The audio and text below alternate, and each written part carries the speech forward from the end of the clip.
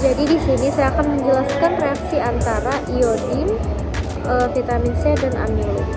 Reaksi dari vitamin C dan iodium itu memanfaatkan sifat reduktor kuat dari vitamin C yang mampu mereduksi iodium menjadi iodida.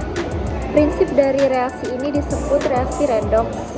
Jadi pada saat mentitrasi, ketika titran atau iodium diteteskan pada vitamin C, reaksi akan berlangsung dan iodium akan tereduksi sehingga warna ungu kehitaman dari iodium akan perlahan-lahan menghilang. Setelah vitamin C teroksidasi pada larutan tersebut, warna akan menjadi bening atau tidak berwarna. Lain halnya ketika ditambahkan dengan amilum, larutan yang dihasilkan akan berubah menjadi biru kehitaman. Hal ini dikarenakan reaksi antara iodin dengan amilum yang mengandung pati. Warna biru tua itu berasal dari amilum yang mengandung pati tersebut. Kami memiliki vitamin C untuk bahan sediaan kami, di mana vitamin C ini memiliki 4% dari 25 mili, dan kami konversikan menjadi 1 mili, lalu kami ubah menjadi 1 gram. Lalu berapakah kadar sebenarnya yang terdapat di dalam vitamin C tersebut? Kita ketahui bahwa setiap satu botol dari berat sediaan vitamin C yang akan dibuat ini adalah 50 mg, di mana untuk satu kepingnya itu terdapat 0,27 gram, dan kami konversikan menjadi miligram, yaitu sekitar 270 mg. Nah, dari data ini selanjutnya kita masukkan ke dalam rumus, di mana berat yang dibutuhkan per dengan kadar yang digunakan. 270 mg tadi dibagi dengan 50 mg, lalu 1000 mg kami bagi dengan nilai X, di mana nilai X adalah kadar yang sebenarnya yang akan kami cari. Maka didapatkanlah hasil 185,2 mg. Selanjutnya yaitu faktor pengenceran, di mana faktor pengenceran ini adalah pencampuran per sampel, yaitu 10 ml dibagi dengan 1000 mikroliter, di mana 1000 mikroliter ini kita ubah dulu menjadi dalam bentuk mililiter, yang artinya 10 per 1 mililiter.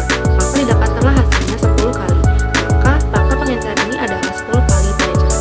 Untuk replikasi yang pertama, yaitu kita mengetahui normalitas dari titrannya yaitu iodin itu 0,1 dan juga volume iodinnya itu 0,3. Lalu untuk volume dari sampel yang digunakan itu sebesar 10 ml. Lalu kita menggunakan rumus mencari normalitas. Nah, ini N1 kali V1 sama N2 kali V2. Didapatkanlah hasil N2-nya ialah 0,03 N. Lalu setelah kita mencari normalitasnya, maka langsung kita masukkan ke rumus mencari molaritas. Nah, di sini kita akan mencari masanya, yaitu massa sama dengan N2 dikali Nr dikali V per 1000, yang dimana 0,03 dikali 176 dikali 10 lalu dibagi 1000, yang dimana hasilnya itu 0,00528 gram. Tapi kalau kita konversi lagi ke miligram itu menjadi 5,28 miligram. Jadi bahwasanya untuk menentukan nilai keberterimaan kita membutuhkan variabel-variabel tertentu seperti data ini. Variabel untuk X, variabel X itu sendiri adalah kandungan masing-masing satuan sediaan yang diuji yang dinyatakan dalam persentase yang berupa persen recovery tadi. Kalau X ini kita perlu mencari X bar, S, N, dan juga K. Nah, untuk X bar itu merupakan rata-rata dari persen recovery tadi. Kita bisa mencarinya dengan menggunakan kalkulator. Untuk di kalkulator itu sendiri kita bisa mengklik mode SD dan kita bisa memasukkan datanya, lalu kita masuk ke X bar untuk yang nilai rata-rata, dan S itu sendiri adalah simpangan baku. Simpangan baku itu juga berasal dari persen recovery yang telah kita dapatkan dari 10 replikasi. Nah, di sini juga ada nilai N. N itu adalah jumlah satuan dalam sediaan yang kita buat. Nah, di sini kan kita membuat 10 replikasi. Maka dari itu untuk nilai N-nya adalah 10. Konstanta keberterimaan, di mana untuk N yang sama dengan 10, maka konstanta keberterimaannya itu adalah 2,4, dan itu sudah ketentuan. Untuk nilai T itu sendiri kita bisa cari di farmakope edisi ke-6. Aktifnya adalah asam askorbat atau vitamin C. Nah, berdasarkan farmakope, di sini untuk nilai T persennya itu kita menggunakan nilai yang paling rendah. Selanjutnya itu kita masuk kepada nilai rujukan atau M. Nilai M itu ditentukan dari nilai T. Nilai T tadi kita sendiri adalah 99%. Maka dari itu nilai rujukan untuk sediaan kita masuk pada kasus 1. Lalu kita selanjutnya menganalisa pada kondisinya. Kondisinya itu ditentukan berdasarkan nilai rata-rata. Ini untuk nilai rata-rata dari sediaan sirup vitamin C yang telah kami buat itu berupa 43,72%. Kondisi yang kita bisa ambil atau kita kondisi nilai dari rujukannya itu berupa X bar kurang dari 98,5%. Maka dari itu untuk nilai keberterimaannya kita bisa menggunakan rumus nilai keberterimaan atau NP sama dengan 98,5 dikurang X bar ditambah K dikali S. Dari mana sih angka 85,57% ini?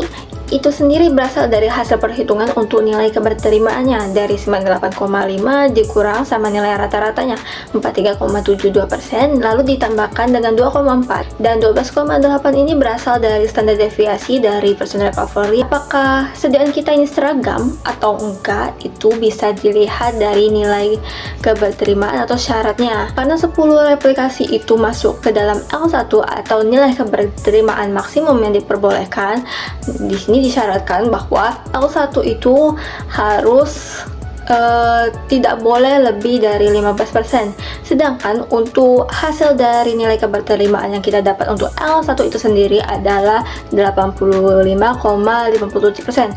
Tentunya nilai keberterimaan untuk batch ini tidak memenuhi syarat nilai keberterimaan 10 replikasi atau L1, yang mana nilai tersebut harus tidak boleh lebih dari 15% tadi.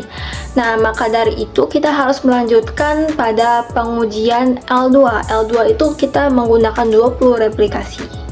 Untuk L2 itu sendiri adalah rentang deviasi maksimum dari tiap satuan sediaan yang diuji dari perhitungan nilai rujukan tadi. Ada rentang khusus di mana untuk L2-nya.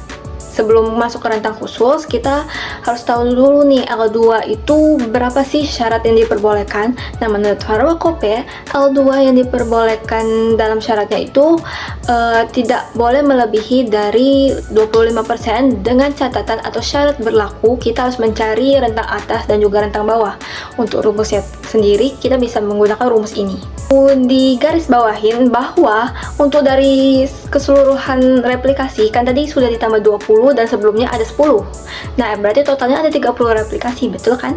Nah, di situ kita harus perhatikan atau benar-benar teliti bahwa dari seluruh replikasi dari satu batch itu tidak ada satupun sediaan yang melebihi dari rentang atas maupun rentang bawah. Nah, kalau misalnya ada satu replikasi yang melebihi dari rentang atas maupun rentang bawah, maka sediaan tersebut dinyatakan gagal.